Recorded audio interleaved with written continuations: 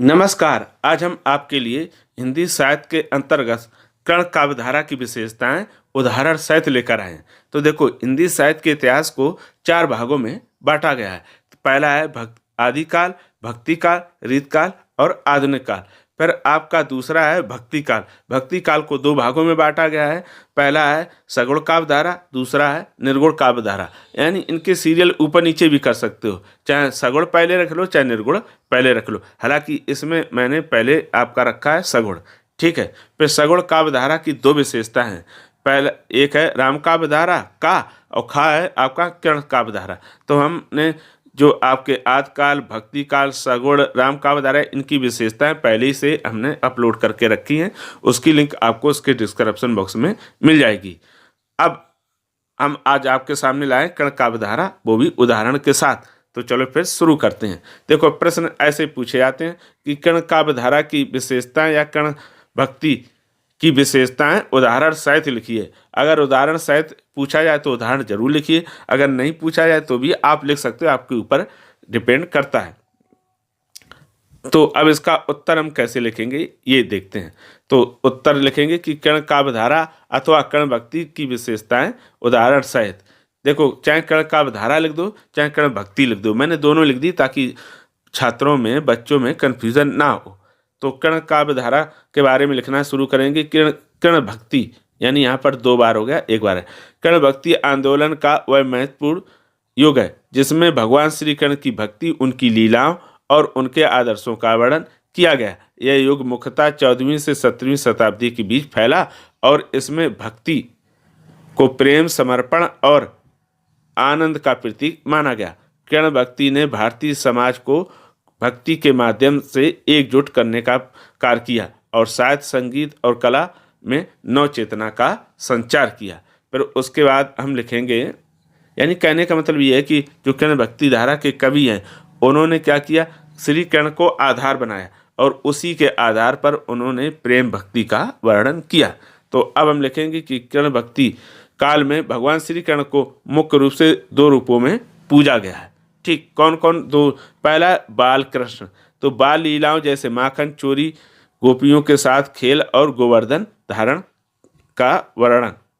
फिर दूसरा क्या? युवा कृष्ण, तो इसमें राधा के साथ रासलीला, प्रेम और गीता का ज्ञान। तो इस तरह से श्री कर्ण को दो भागों में अलग अलग कवियों ने क्या किया, प्रस्तुत किया।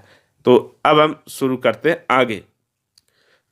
तो लिखेंगे फिर आगे कि कर्ण भक्ति काल का साहित्य मुख्यतः ब्रज भाषा या अन्य लोक भाषाओं में रचा गया। यानी जो श्री कर्ण भक्ति काल धारा के कवि, उन्होंने या तो ब्रज भाषा में लिखा या लोक भाषा, यानी जो स्थानीय भाषा होती थी उसमें।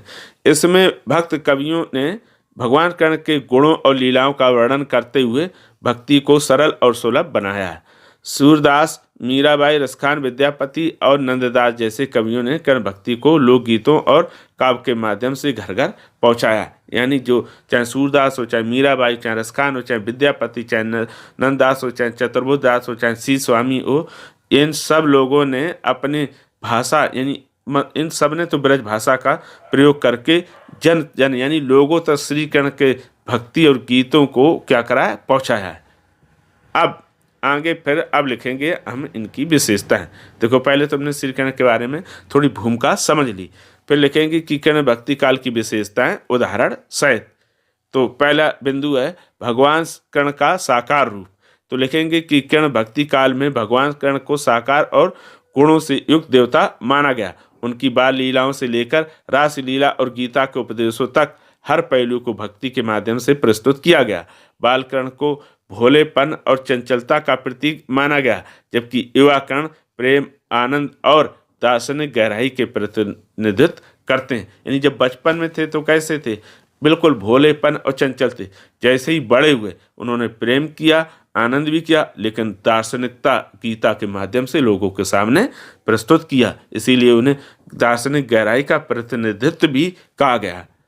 अब उदाहरण कुछ ले लेते हैं। तो पहला देखो, ये उदाहरण दिया, सूरदास ने बालकर्ण की चंचलता का वर्णन इस प्रकार किया। वो देखो, मैया कभी बढ़ेगी चोटी, कितनी बार मैं दोए पे बत, ये अझऊ है छोटी। जब श्री कर्ण छोटे होते हैं तो यशोदा माँ दूध उनको पिलाती है, तो वो कहते दूध पीने से क्या होगा, कहते दूध पियोगे तो तुम्हारी चोटी बढ़ेगी। तो श्री कृष्ण कैसे थे, बड़े चालाक थे, है ना, चालू टाइप के। वो क्या करते थे, अपनी चोटी पकड़ते थे और फिर दूध पीते थे।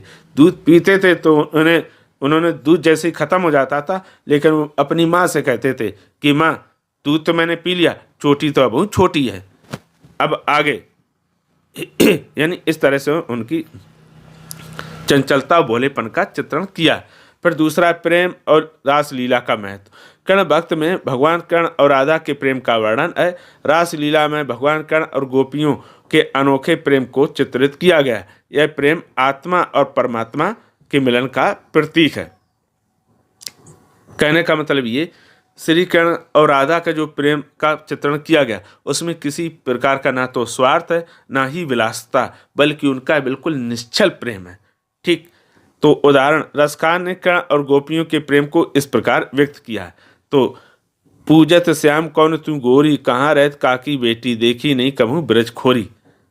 यानी पूजत श्याम, श्री कृष्ण जब राधा से मिलते कहते तुम कहाँ रहती हो, किसकी बेटी हो, तो बड़ा ही सुंदर चित्रण किया गया है। पर आता है बिंदु नंबर तीसरा। तो बिंदु नंबर तीसरा, राधा कर्ण की भक्ति और प्रतीकात्मक स्वरूप। तो लिखेंगे, कर्ण भक्ति काल में राधा कर्ण के प्रेम को भक्ति का आदर्श रूप माना गया। राधा को भक्ति का प्रतीक और कर्ण को परमात्मा का प्रतीक मानते हुए उनकी प्रेम कहानी में भक्ति की गहराई को दर्शाया गया है। तो देखो इसमें कर्ण और राधा, राधा किसकी प्रतीक है, भक्ति का, और कर्ण किसके, परमात्मा के। तो राधा किसकी भक्ति करती, श्री कृष्ण की। तो यहाँ पर राधा कर्ण की भक्ति का प्रतीक। अब उदाहरण, तो विद्यापति ने राधा कर्ण के प्रेम को इस प्रकार वर्णित किया, दिया है, जय जय राधा कर्ण प्राण, ब्रज की भूमि करे गुणगान। तो ये देखो यहाँ पर चित्रण किया है विद्यापति ने। अगला बिंदु, बिंदु नंबर है 4। तो 4 में दिया सरल और गेय भाषा का उपयोग। गेय भाषा हम उसे कहते हैं जिसे गाया जा सके। तो सूर हो चाहे रसखान हो चाहे मीराबाई, उनकी जितनी भी जो हैं काव्य, उनको आसानी से गाया जा सकता है। तो कर्ण भक्ति काल के कवियों ने अपनी रचनाएं लोक भाषा, मुख्यतः ब्रज भाषा में लिखी है। लोक भाषा मतलब लोगों की भाषा, उस समय क्या थी, ब्रज थी। इसका उद्देश्य भक्ति को जन सामान्य तक पहुंचाना था। इन कविताओं और भजनों की गीता ने भक्ति को और अधिक कैसा, सुलभ और प्रभावशाली बना दिया है। जैसे उदाहरण दिया हुआ है यहाँ पर, सूरदास की रचनाएं ब्रज भाषा में, जैसे हर राजनीति पढ़ आए, समझी बात कहत मत करके समाचार सब पाए। तो सूरदास कहते हैं कि गोपियाँ उद्धव से कहती हैं, जब उद्धव योग एक गोपियों के पास जाते हैं और कहते हैं योग साधना शुरू करो, श्री कृष्ण को भूल जाओ। तो गोपियाँ कहते कि हर राजनीति पढ़ाए, समझी बात कैद मत करके समाचार सब। यानी लगता है हरि ने राजनीति पढ़ ली है, मैं तो आपके एक समाचार सुनते ही समझ गए थे, बाकी कैसे हैं। वहीं पर दूसरा आप मीराबाई की पंक्तियाँ देख लीजिए।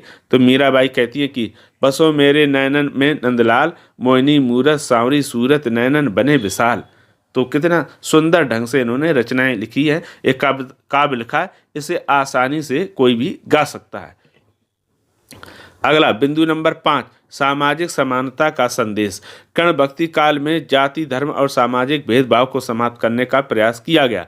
इस युग के कवियों ने भक्ति को हर व्यक्ति का अधिकार बताया है, चाहे वह किसी भी जाति या वर्ग का हो। कहने का मतलब ये कि इस युग के जितने कवि हुए, उन्होंने समाज में समानता के भाव का चित्रण किया है। अब उदाहरण रसखान का। रसखान जो एक मुस्लिम कवि थे, ने कर्ण भक्ति को अपनी रचनाओं का केंद्र बनाया। यानी देखो, श्री कर्ण हिंदू थे और रसखान मुस्लिम, उसके बाद भी रसखान ने किसको अपना आराध्य बनाया, हिंदू को। इससे ये सिद्ध होता है कि इस युग के कवियों ने जात पात को नहीं माना। तो एक उदाहरण, मानुस और तो वही रसखान, बसों ब्रज गोकुल गांव ग्वारन के।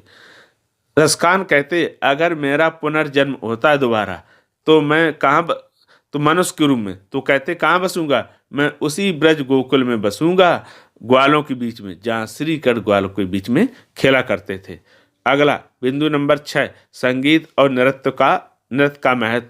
कर्ण भक्ति काल में संगीत और नृत्य को भक्ति का अभिन्न अंग माना गया।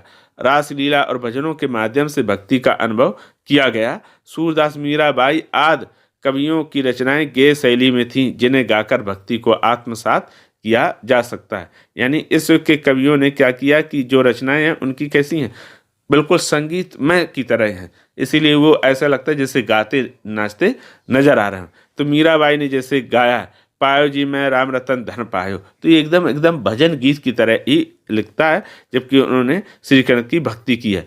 फिर आता है बिंदु नंबर 7, गुरु की महिमा।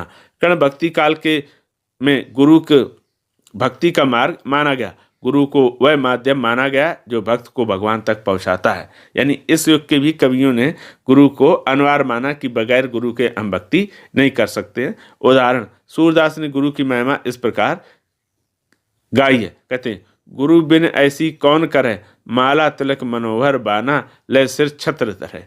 तो ये सूरदास ने क्या किया, जो गुरु है उसकी महत्ता को वर्णन किया।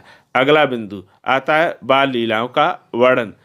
कर्ण भक्ति काल में भगवान कर्ण की बाल लीलाओं को विशेष स्थान दिया गया।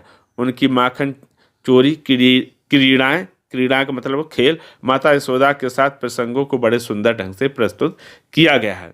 यानी इस युग के जितने भी कवि, उन जिसने बाल लीला का चित्रण किया, उनका माखन चोरी करना और यशोदा के माँ के सामने झूठ बोलना और गोपियों की मटकियां फोड़ना, इनका बहुत ही सुंदर चित्रण किया है। उदाहरण, सूरदास ने बाल कर्ण की चंचलता का वर्णन करते हुए कहा, जसोदा हर पालने झुलावे, हलरावे दुलरावे मन लावे, जोई सोई कछु गावे। जब श्री कृष्ण छोटे होते हैं तो यशोदा माँ उसको पालने पर लेटाए है और झूला झुला रही है और साथ में कुछ न कुछ गा रही है सुलाने के लिए। फिर आता है बिंदु नंबर 9, गोवर्धन पूजा और अन्य लीलाओं का वर्णन। तो कृष्ण भक्ति काल में गोवर्धन पर्वत को उठाने और कंसवध जैसी लीला का भी विस्तार से वर्णन किया गया। इन लीलाओं ने भक्तों के में भगवान के प्रति आस्था और भक्ति को अधिक गहरा किया है। तो इसका उदाहरण आपके सामने, सूरदास ने गोवर्धन लीला को इस प्रकार चित्रित किया, गोवर्धन गिरधारी गोकुल के पालन हारी।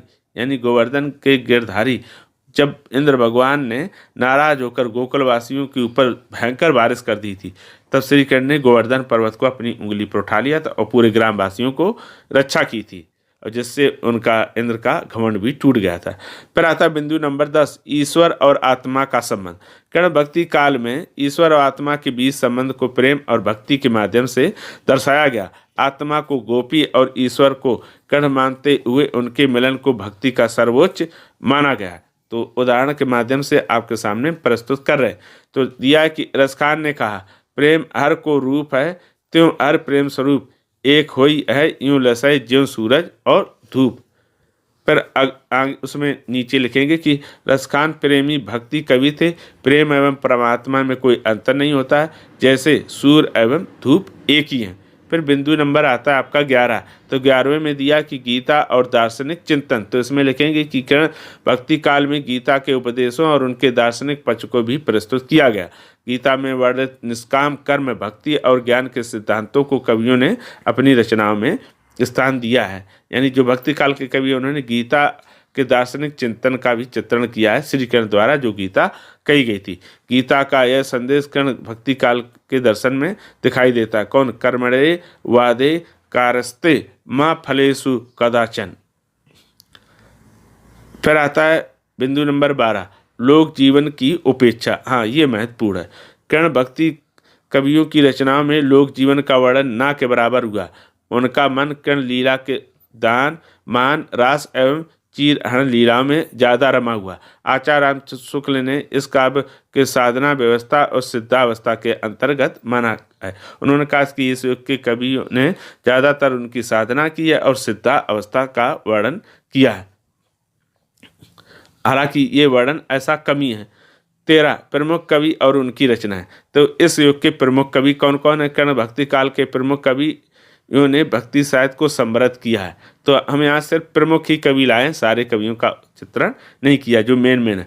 तो सूरदास ने लिखी है सूरसागर साहित्य लहरी, मीराबाई कर्ण भक्ति पर आधारित भजन, रसखान ब्रज भाषा में कर्ण के प्रति प्रेम, विद्यापति मैथिली भाषा में राधा कर्ण के प्रेम पर आधारित काव्य, नंददास ब्रज भाषा में कर्ण लीला का वर्णन, ये प्रमुख कवि और उनकी रचनाएं। अब अंतिम और 14 बिंदु नंबर 14 निष्कर्ष। कर्ण भक्ति काल भारतीय भक्ति आंदोलन का स्वर्ण युग है। यानी भक्ति काल को स्वर्ण युग कहा गया है।